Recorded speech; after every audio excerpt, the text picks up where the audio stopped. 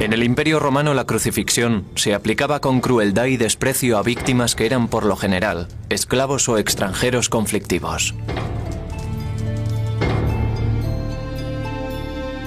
Con frecuencia se colocaba una tablilla unida a la cruz, explicando la sentencia de aquellos que estaban a punto de morir.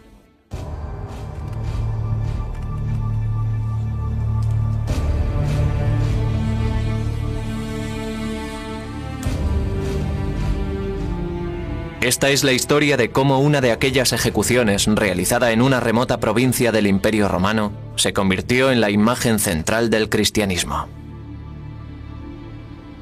Es también la historia de cómo el primer emperador cristiano de Roma, Constantino, cambió el aspecto del mundo cuando hizo trasladar desde Jerusalén lo que algunos consideran la auténtica cruz en la que fue crucificado Jesucristo. Y es la sorprendente historia de cómo puede haber sobrevivido 2000 años un pedazo de esa cruz, la tablilla con la acusación contra él. Tras la cruz verdadera.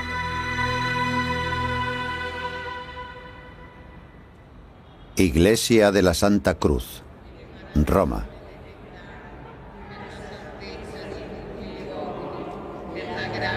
Desde hace 700 años, la Iglesia Romana de la Santa Cruz guarda una pequeña y casi ilegible placa de madera. Aunque la mayoría de los estudiosos la han calificado de falsificación medieval, un historiador cree que puede ser realmente una parte del titulus. La tablilla clavada sobre la cruz de Cristo con la burlona frase dictada por Poncio Pilatos: Jesús de Nazaret, Rey de los judíos. Si eso es cierto, se trata de un objeto de valor inimaginable. Tenía que haber una inscripción en la cruz de Jesús. Era una costumbre romana. Cuando crucificaban a alguien, según la ley romana, la razón del castigo se indicaba en una placa de madera o similar. Como historiador, debo decir que todos los razonamientos, todos los indicios que podemos encontrar, que podemos reunir, nos llevan a la conclusión de que no se trata de leyenda o mito, sino de historia. El profesor Carsten es un experto en idiomas y textos bíblicos, y basa sus afirmaciones en el estudio de estos textos. El relato bíblico de la crucifixión de Jesús de Nazaret describe una ejecución romana típica. Fue una muerte lenta y dolorosa, como era usual en el Imperio Romano. La mayoría de los estudiosos aceptan que Jesús fue crucificado.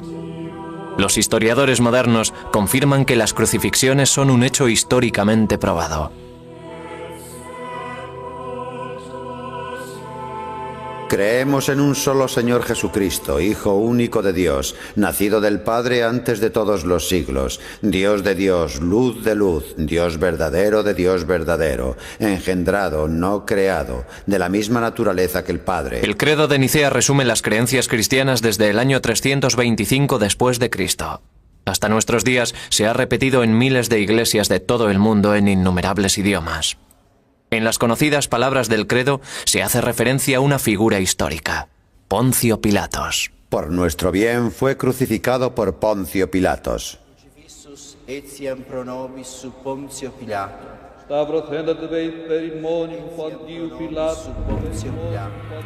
Fue crucificado por Poncio Pilatos. Poncio Pilatos presidió cientos de ejecuciones en la lejana provincia de Judea.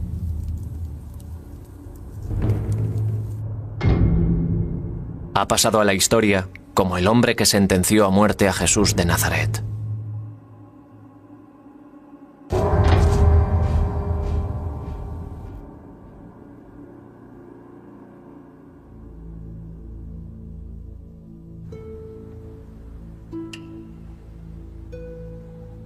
Este antiguo pedazo de madera, en el que aparecen unas de las palabras más fuertes y conmovedoras de la Biblia, en los últimos 600 años solo lo han sacado de su estuche 4 veces.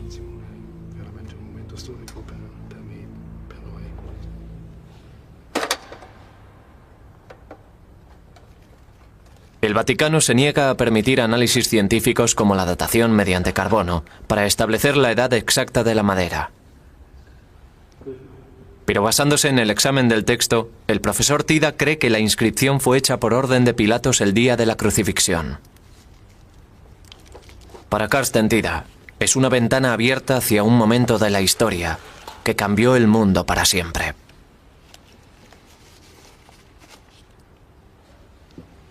No olvidemos que es la historia de Roma. El hombre que crucificó a Jesús era un prefecto romano y la inscripción sobre la cruz de Jesús era una inscripción romana. Todo esto forma parte no de la historia de Cristo, sino de la historia de Roma. Por lo tanto, intentaremos estudiar hechos históricos, no leyendas. Aquí en Jerusalén, en el Museo John Rockefeller, tenemos pruebas de la época, siglo I a.C. y año 80, justo el periodo anterior y posterior a la crucifixión. Buscamos letras, frases completas que nos muestren el tipo de letra, el tipo de escritura que se acerque lo más posible al que aparece en el titulus. Así podremos fijar la fecha del titulus, de la escritura de la pieza de madera. Los manuscritos antiguos tienen detalles característicos que permiten a los expertos calcular su época. La escritura del titulus ha llevado a Tida a creer que formaba parte de la cruz traída a Roma por orden de Constantino el Grande, primer emperador cristiano de Roma. El historiador Matthew d'Ancona, autor junto a Carsten Tida de Búsqueda de la verdadera cruz.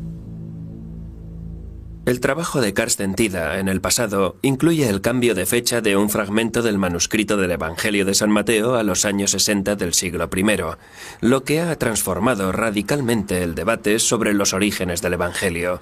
Cuando llegó al titulus, era ya un controvertido estudioso de reconocimiento mundial. Ningún área de estudio es más polémica que la de las reliquias bíblicas. Martin Biddle es profesor de arqueología medieval en la Universidad de Oxford y gran experto en la tumba de Cristo. Hay que reconocer que estos objetos, las reliquias, son objetos reales y un asunto que vale la pena estudiar. Son muy interesantes, tanto si se trata del sudario de Turín o del titulus de Santa Cruz. Son objetos dignos de estudio, pero debemos acercarnos a ellos con una cierta dosis de escepticismo. Hay que dejar claro que sabemos de verdad y realizar pruebas para ver de qué se trata. Desde la Edad Media se han fabricado muchas reliquias falsas que se guardan en iglesias de todo el mundo. La mayoría de estos objetos no tienen base histórica.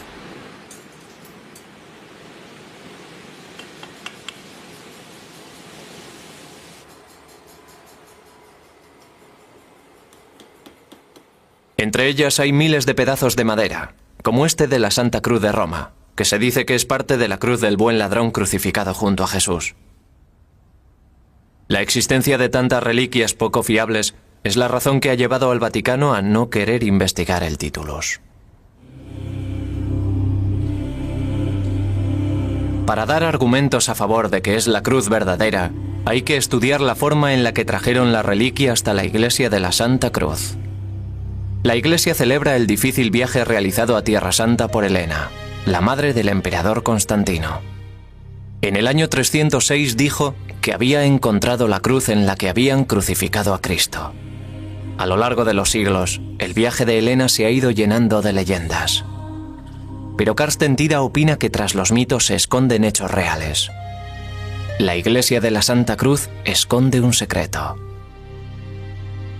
Parte de ella pertenece a una estructura romana anterior. Y detrás de la iglesia están las ruinas del Palacio de Helena. Tida cree que Helena trajo a este lugar el titulus y parte de la verdadera cruz. El hecho de que este fuera el Palacio de Helena da peso a la creencia de Tida de que el titulus no es otra dudosa reliquia más, sino un objeto histórico y el resultado del viaje de Helena. Dentro de la iglesia, el descubrimiento de Helena se recrea en frescos situados sobre el altar. Aunque tenía 80 años cuando hizo el viaje a Jerusalén, se le representa como a una mujer joven. El acontecimiento está rodeado de mitos.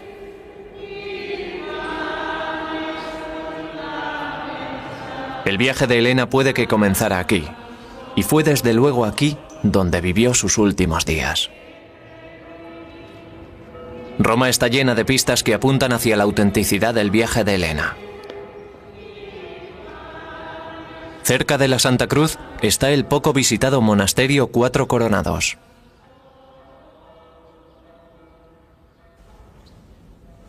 En su pequeña capilla, una serie de frescos de la Edad Media relatan la historia de Helena y Constantino.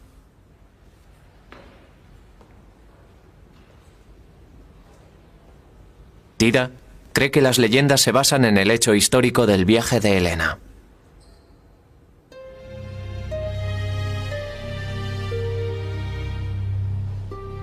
Busco pruebas históricas. Incluso en la Alta Edad Media se conservan vestigios de la certeza histórica. Parte de eso se ha rodeado luego de leyendas e historias que han pasado a formar parte de la tradición de la Iglesia. Vemos a Helena con 3 cruces. Señala una de ellas, seguramente al que quiere que comprueben primero.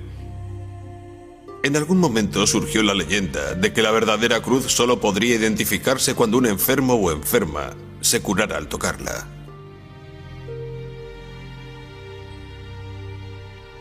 El siguiente paso es un misterio. ¿Qué ocurrió aquí? Es algo que no podemos ver. No sabemos nada más. Parte de nuestra búsqueda es averiguar qué ocurrió. ¿Era el Titulus?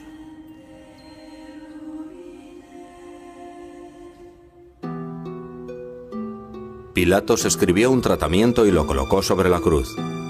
Estaba escrito: Jesús de Nazaret, Rey de los Judíos. Muchos judíos vieron la inscripción porque el lugar donde fue crucificado Jesús estaba cerca de la ciudad. El relato de la crucifixión de Jesús. ¿Qué ocurrió?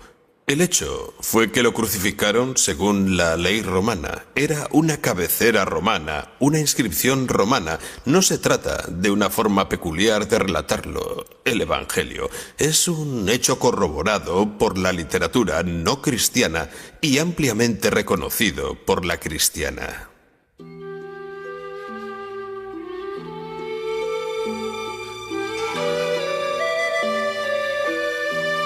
La sección del Titulus que se conserva es solo una parte de la madera en la que se podía leer: Jesús de Nazaret, Rey de los Judíos. Podía leerse en 3 idiomas: hebreo, griego y latín, en ese orden. El orden de los idiomas no concuerda con las fuentes literarias que se conservan de los 4 evangelios ni con relato posterior alguno. Eso por sí mismo excluye la falsificación posterior. El falsificador copia obviamente un modelo que ya existe, pero todos los modelos, los evangelios y todos los demás muestran los idiomas en orden diferente. Para Tida esto demuestra que el Titulus se escribió antes que los evangelios. En otras palabras, un falsificador seguramente hubiera copiado el orden en que aparecen los idiomas en los evangelios. Segundo, algo que se ve inmediatamente al mirar la pieza de madera es que la segunda y tercera líneas, las del griego y latín, están escritas de derecha a izquierda como el reflejo de un espejo. Escribir de derecha a izquierda era la forma hebrea de hacerlo. Era el sistema correcto para la primera línea, pero no para las que tenían el texto en griego y latín. Nadie hubiera pedido un Titulus falso que estuviera tan mal hecho. Así que estos son 2 puntos de inicio, los 2 detalles que se ven inmediatamente. Observaciones directas que descartan la idea de falsificación.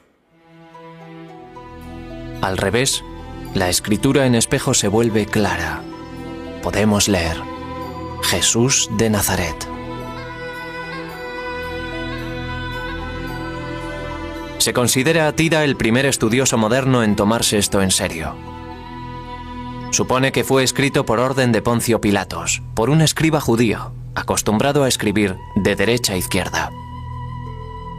Pudo ser alguien como Leonardo que escribía atrás con el reflejo de un espejo. Todo el asunto es muy extraño. Si hubiera sido grabado en el siglo XVI, se podría pensar que se imprimió al revés. Pero no fue así. Es un enigma. Carsten tiene razón al señalarlo. Es algo que necesita explicación. Tida cree que hay más pruebas de que el Titulus no fue escrito en época posterior. Esta letra es una abreviación utilizada en aquella época, pero que desapareció a finales del siglo I. Sabemos, por supuesto, cuándo se pudo hacer por primera vez. Fue el 7 de abril del año 30, cuando Jesús fue crucificado. Para la historia, para un historiador, un epigrafista, un papirólogo o un teólogo es una prueba brillante. ¿Sabes cuándo pudo empezar a hacerse? ¿Y sabes hasta cuándo pudo hacerse? Hasta que este tipo de escritura, esta forma especial de escribir hebreo, griego o latín desapareció. Tienes un periodo con principio y final, que en nuestro caso es el que queremos establecer, unos 30 años del siglo I. Si el Titulus no es una falsificación, el profesor Tida debería poder demostrar cómo llegó hasta Roma.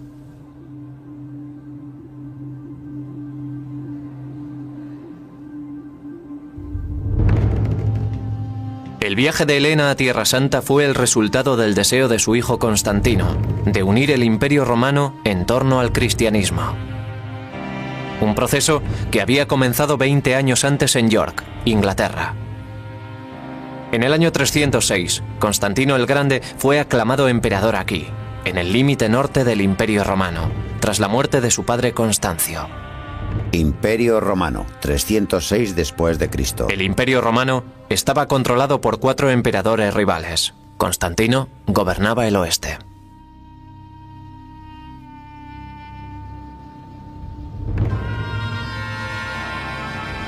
Este fue el inicio de la campaña de Constantino para hacerse con el control de todo el Imperio Romano.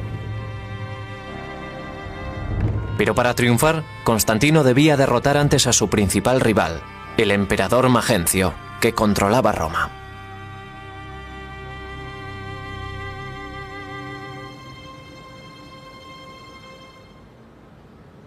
Se trataba de matar o morir, de comer o ser devorado. El experimento de tener 4 emperadores en el Imperio Romano no iba a funcionar. Cuanto antes pusiera en marcha su plan y actuara, pasara a la acción, mejor sería para él y su familia.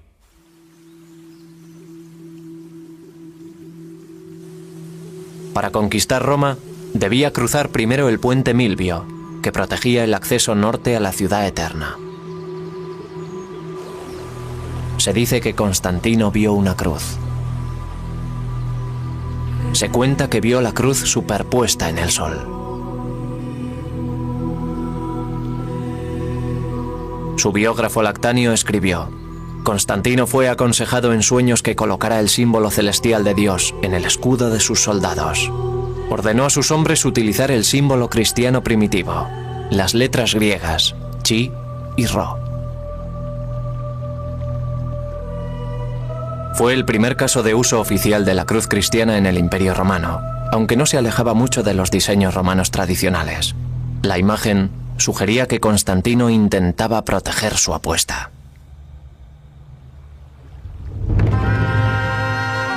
La mañana del 28 de octubre del 312, Constantino atacó las fuerzas de Magencio, más numerosas que las suyas.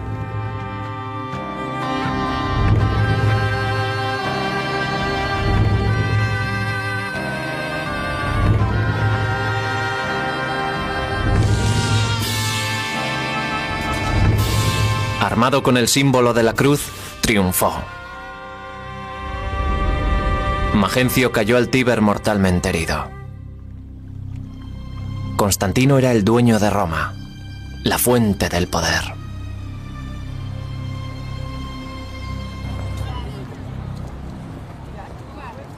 Justo al lado del Coliseo, construyó un arco del triunfo para conmemorar su victoria militar y política.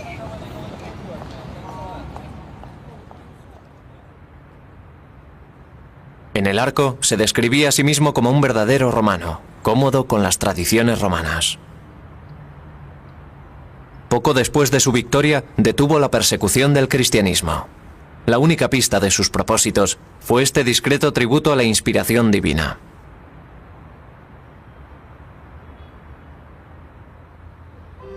Lo que tenía en mente podía revolver a Roma de sus cimientos.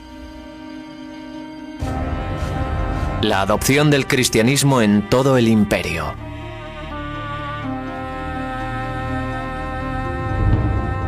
Tras consolidarse, miró hacia Tierra Santa buscando un elemento común en la diversidad del imperio, algo que sirviera para mantenerlo unido.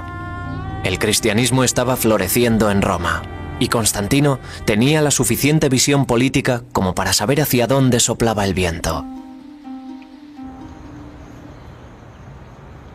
Aquello fue el ocaso de los dioses romanos.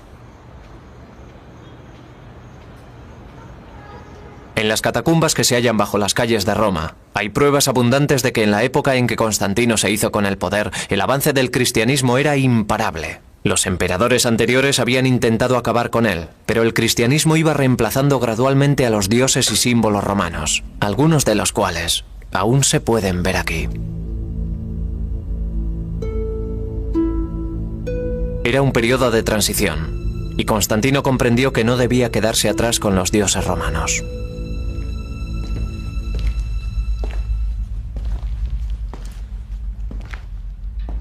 Por todas partes había muestras de que el cristianismo iba cobrando confianza, aunque la cruz no era todavía el importante icono que es en la actualidad. La cruz no era un objeto de veneración. Era una postura que se adoptaba en la oración.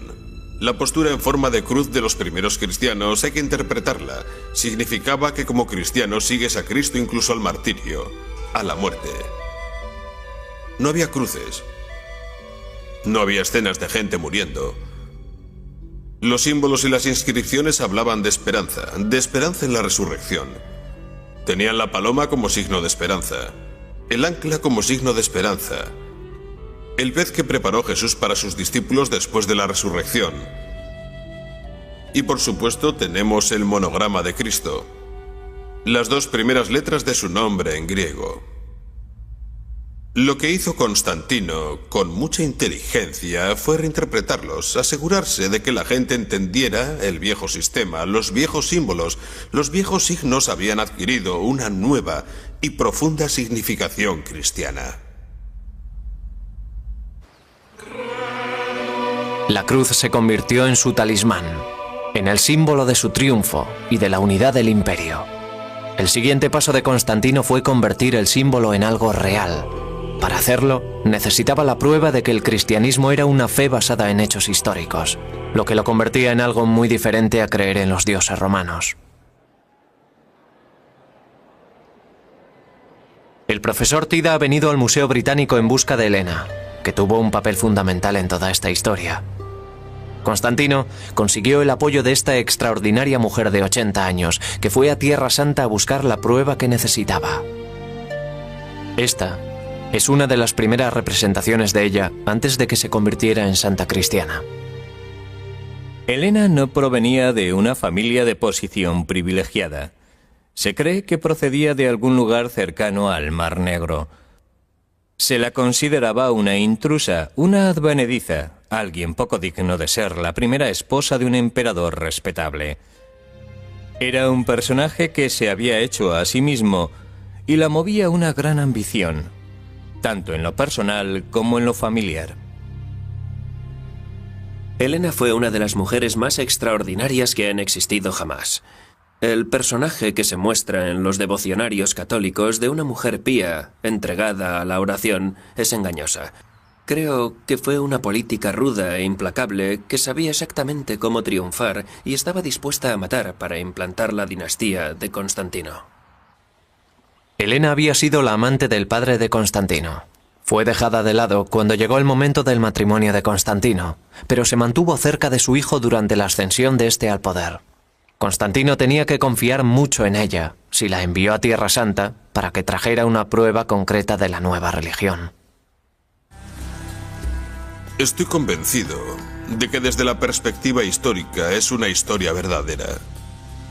Creo que fue a Jerusalén y encontró algunos objetos relacionados con el personaje histórico de Jesús.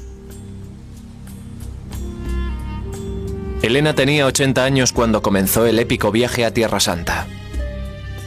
De todos los lugares que visitaba, llegaban emocionados informes de sus progresos. Estaba sucediendo algo totalmente nuevo en la historia. Era el primer peregrinaje real. El viaje de Helena a Tierra Santa fue la conclusión lógica de la estrategia de cristianización que ella y su hijo llevaban practicando durante más de una década. Tenían buenas razones para creer que encontrarían algo cuando llegaran a Jerusalén.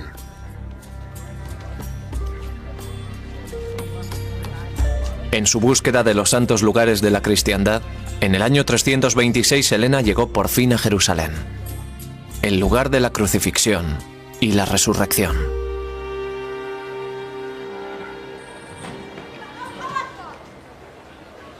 Actualmente muchos de los lugares han desaparecido o están enterrados tras 2 milenios de ocupación y reconstrucción. Pero cuando llegó Helena, 200 años después de la crucifixión, los lugares eran todavía fáciles de encontrar. Demostrar que el Titulus es auténtico es vital para Carsten Tida, para probar que Helena buscó en los lugares adecuados. El tema de la autenticidad de los santos lugares conocidos, y sobre todo el de la tumba de Jesús, es un tema largamente debatido.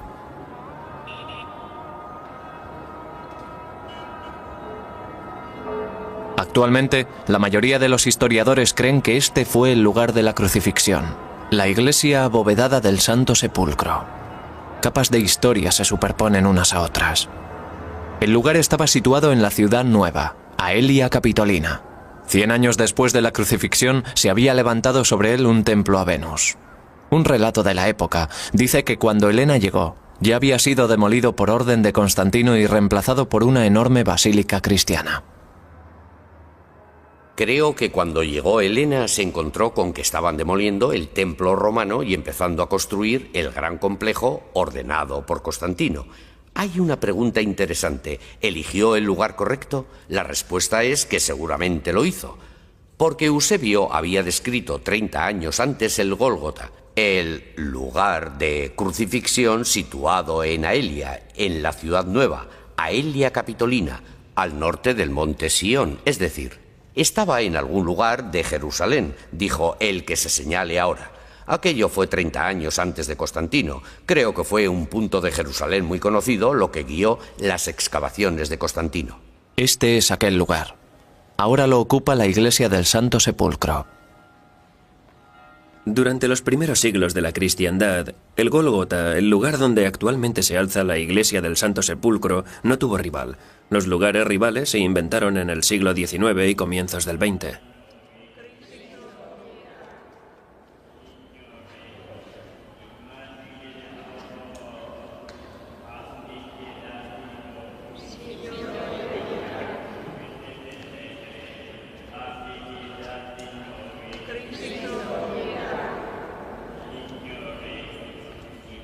La prueba de que este es el verdadero lugar de la crucifixión y el punto exacto donde excavó Helena se encuentra bajo la iglesia. Muchas generaciones de cristianos han dejado su señal en esta iglesia. Aquí, hace 1000 años, los cruzados grabaron cruces en las paredes. Bajo el Santo Sepulcro hay una pequeña y casi desconocida capilla. Hace 25 años, el arqueólogo israelí Magen Brossi descubrió un dibujo fascinante. Cuando entré estaba lleno de escombros. No estaba como lo ven hoy, pero estaba muy claro. Y una cosa es segura, los peregrinos eran del oeste latino. Peregrinos de Europa dejaron esta representación extraordinariamente clara de un barco típico de la época. Peregrinos que conocían este lugar mucho antes de la llegada de Helena. No hay ninguna duda de que esto es lo que se hacía hace 16 siglos. Hay una cita, Domine Ibimus, que hace referencia al Salmo 122, ¿no es así? Domine Ibimus, estamos aquí. Es un salmo de peregrinos. Eso tenían en la cabeza. Estaban agradecidos por haber sobrevivido a los peligros del mar. Estaban agradecidos al Señor y agradecidos a este santo lugar. No hay duda alguna, solo pudieron hacerlo cristianos. Para Tida, el dibujo nos cuenta una cosa más, que Helena llegó al lugar correcto. El lugar al que Helena peregrinó está a pocos metros de aquí, Se dice que descubrió las cruces enterradas en una mina o pozo. La historia del descubrimiento de la Vera Cruz por Santa Elena, que se convirtió en una de las grandes y hermosas leyendas de la Iglesia medieval, es simplemente una leyenda. No hay duda que realizó una peregrinación imperial hacia Oriente y que estuvo en Jerusalén.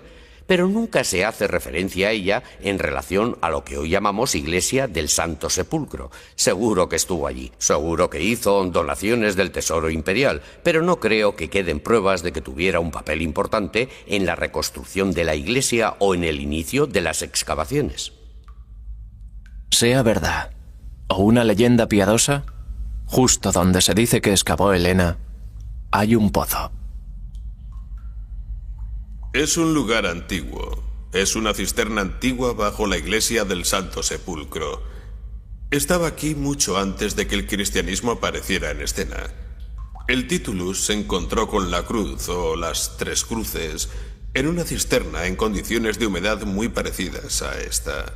Por supuesto, un lugar ideal para que se preserve la madera. Todos los detalles confluyen en este punto. Y nos dicen que es un lugar histórico, no un mito.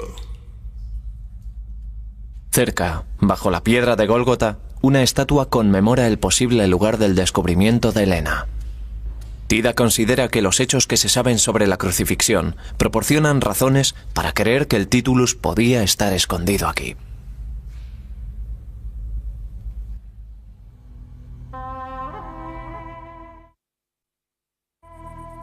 Tomaron pues a Jesús, y él, cargando con su cruz, salió hacia el lugar llamado Calvario, que en hebreo se llama Gólgota.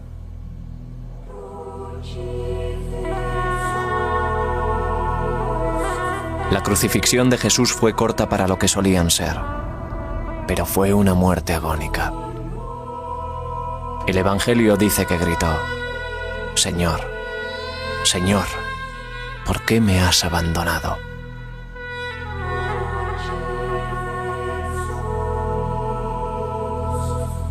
Había varias formas de crucificar. Me refiero a que había cruces diferentes. La inventiva sádica del equipo de crucifixión variaba la forma de colocar el cuerpo en la cruz. Josias es un antropólogo físico afincado en Jerusalén que ha estudiado las técnicas de enterramiento en las tumbas antiguas. Es difícil saber si a Jesús le crucificaron con 3 o 4 clavos. La razón de que la mayoría de las representaciones cristianas muestren 3 se basa en la línea teológica del Padre, el Hijo y el Espíritu Santo, la Santísima Trinidad. El Deuteronomio describe que un hombre crucificado es considerado detestable por Dios. Así que cabría preguntarse si el cadáver de un criminal convicto pudo recibir un entierro judío. Hay una prueba concluyente. Los restos de la crucifixión de Jesús se hallaron en este osario, llamado Yohohanan. En 1968 hubo un descubrimiento arqueológico en Jerusalén. Fuera de Jerusalén encontramos una tumba judía. Osarios judíos de la época de Jesús. ¿Qué encontramos allí? Encontramos esto: calcáneo, el hueso del talón derecho. Vemos claramente el clavo que entra de forma lateral en el talón. Si mira atentamente aquí, puede ver que hay una placa de madera. Todavía quedan pruebas después de 2000 años. Todavía quedan restos de la madera. La madera actuaba de argolla. El clavo atravesó el talón y al entrar en la madera seguramente tropezó con algo duro, como un nudo. Se dobló. Cuando bajaron al sujeto de la cruz fue imposible quitarle el clavo. Así que le enterraron con el clavo en el pie. Este hombre habló con Pilatos y le suplicó que le entregara el cuerpo de Jesús. Después de descolgarle, le envolvió en una sábana y le puso en un sepulcro excavado en la roca en el que nadie había sido puesto todavía. La localización de esta tumba y lo que ocurrió en los 3 días siguientes a la crucifixión resulta fundamental para la teoría de Tida. Por las investigaciones realizadas durante los últimos 100 años, sabemos que el lugar conocido como la Iglesia del Santo Sepulcro es un antiguo cementerio judío, un cementerio de tumbas excavadas en la roca. usado entre el siglo I antes de Cristo y el siglo I después de Cristo. Por tanto, es posible que hubiera un sepulcro recién excavado en la roca, José de Arimatea, donde ahora está la iglesia. Es una posibilidad razonable. José de Arimatea pidió explícitamente a Pilatos que le permitiera bajar a aquel hombre de la cruz y enterrarlo. Por tanto, pudo ser la persona que cogió y guardó la inscripción para pasársela a algún miembro de la familia de Jesús, como María, que estaba allí. Pero el Evangelio también cuenta que Jesús se alzó de la muerte, que la tumba apareció vacía con la piedra desplazada. Aunque no puede estar seguro, el profesor Tida cree que el titulus y la cruz permanecieron en Jerusalén cerca de la tumba de José de Arimatea, y que los cristianos lo sabían. Cree que los objetos sagrados estaban enterrados bajo la ciudad romana cuando Helena los encontró en el 326. Hemos oído decir que durante la demolición del templo romano se removieron tierra, piedra y madera. Yo lo veo de una forma simple. Se encontraron algunos pernos de madera durante la construcción de la iglesia de Constantino. Era un complejo enorme, no una simple iglesia. Y la certeza de las pruebas que aquella gente necesitaba no era el tipo de certeza que buscamos actualmente. Había gran cantidad de vigas de madera y supongo que alguien dijo: «Dios mío, ¿qué puede ser esto? Mirad dónde estamos. Tienen que ser fragmentos de la verdadera cruz». Puede que parezca tonto, pero no creo que sea tonto. Muestra simplemente otra actitud.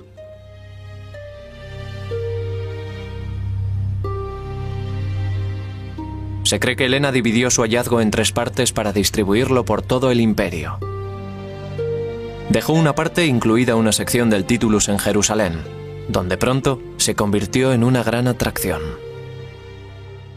No hay la menor duda de que existía en Jerusalén una importante reliquia de madera sobre el año 348-350, que el obispo de Jerusalén y su clero, y por supuesto los peregrinos, pensaban que era una parte de la verdadera cruz. Otra parte fue a Constantinopla, donde Constantino estableció la capital de su imperio. Paseaba a caballo por el hipódromo, utilizando en las bridas un clavo de la que se sabía la cruz verdadera, para demostrar la realidad del cristianismo. Estas reliquias acabaron perdiéndose en la batalla, seguramente durante el siglo VIII. Helena regresó a su palacio de Roma, llevando con ella una parte de la verdadera cruz y una parte del titulus. Allí, 2 años más tarde y tras completar su misión, murió. Pero su herencia iba a perdurar. La cruz se convirtió en emblema de Roma.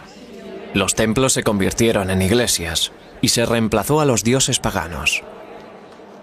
Después de Helena, nada volvería a ser lo mismo. Constantino y su madre habían impulsado el cristianismo hacia la supremacía. La cruz se convirtió en el símbolo más fuerte y famoso que el mundo había visto jamás. Era la expresión del triunfo del cristianismo. Era su logotipo. Constantino siguió su lento acercamiento personal al cristianismo. En el año 337 prohibió la crucifixión y fue bautizado poco antes de su muerte. Una moneda le muestra ascendiendo a los cielos en un carro de aspecto sospechosamente pagano. Fue ambiguo hasta el final. El viaje de Helena a Tierra Santa fue el catalizador del cambio. Pero ¿qué ocurrió tras su muerte con las reliquias que había descubierto? Durante 7 siglos, lo que se creía la verdadera cruz y el titulus que Helena dejó en Tierra Santa se exhibieron compartiendo las conquistas y pérdidas de los santos lugares. Cuando en el siglo XI llegaron los primeros cruzados que tomaron Jerusalén, tomaban el símbolo de la cruz para atacar a sus enemigos, fortalecidos por lo que consideraban la verdadera cruz.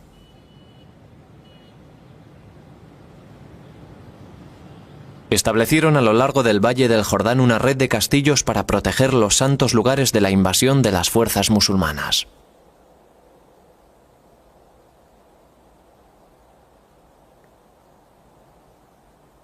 Los caballeros cruzados llevaron fragmentos de la verdadera cruz al castillo de Belbor, antes de partir al encuentro del invasor junto al lago de Galilea. En 1187 se luchó en Hattin una terrible batalla.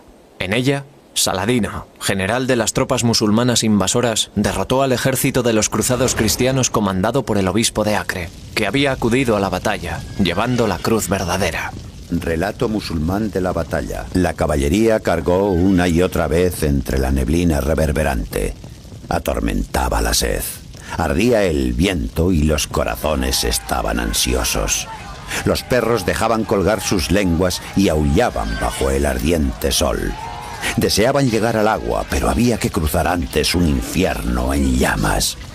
Un insoportable calor se apoderó de ellos. La verdadera cruz ardió y se creyó perdida para siempre. El bien más preciado de la humanidad quedó reducido a cenizas.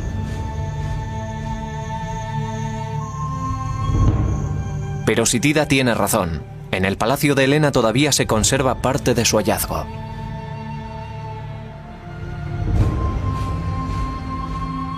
El Titulus permaneció oculto desde el 326 hasta que fue descubierto en 1492, tras este fresco de la capilla de Helena.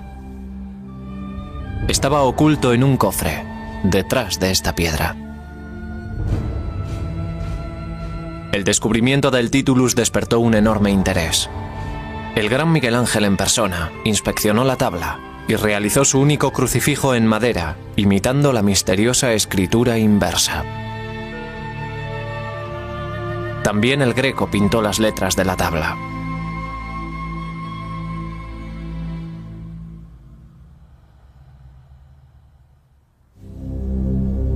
Y esta es la misma pieza de madera a la que Carsten Peter Tida ha seguido la pista hasta el Gólgota, el lugar de la crucifixión.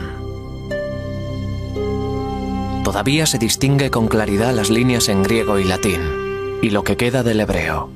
Y hay restos que pueden ser del pigmento blanco y rojo que usaban los romanos para colorear estas cabeceras. Se trata de madera de nogal, corriente en los tiempos romanos, y que se encuentra por todo el Mediterráneo. Se trata de la tabla que Poncio Pilatos ordenó poner hace 2000 años sobre la cruz de Jesús, para burlarse de él, proclamándole rey de los judíos.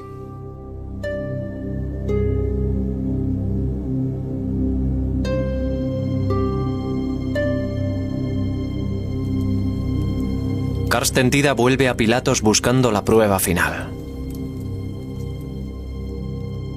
Esta es la única piedra que se ha encontrado con el nombre de Pilatos. Tida observa que el estilo de las letras grabadas es idéntico al del Titulus, un estilo que desapareció a finales del siglo I. Por eso Tida cree que la inscripción de cabecera no se pudo realizar en época posterior a la crucifixión de Cristo.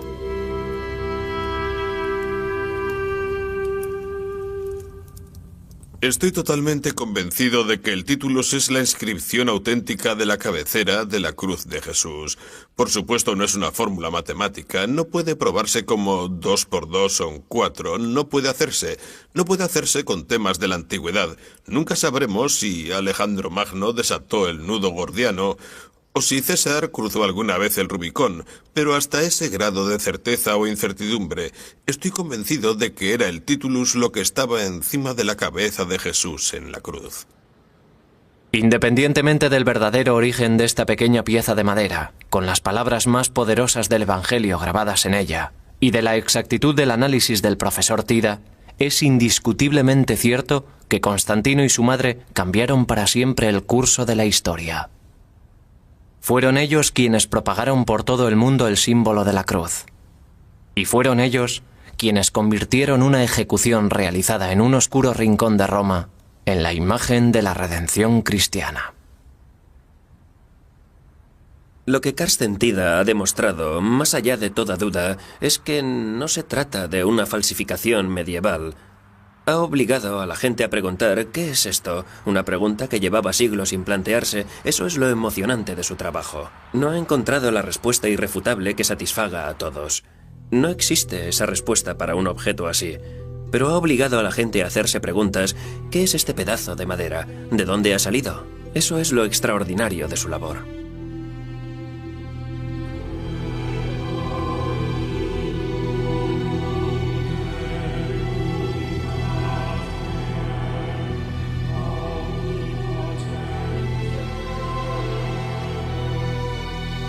Llamando a la gente a la vez que a sus discípulos les dijo: Si alguno quiere venir en pos de mí, niéguese a sí mismo, tome su cruz y sígame, porque quien quiera salvar su vida, la perderá. Pero quien pierda su vida por mí y por el Evangelio, la salvará. Sin datación, el origen del Titulus no es definitivo. Gracias al profesor Tida, el Vaticano analizará el Titulus de la Santa Cruz.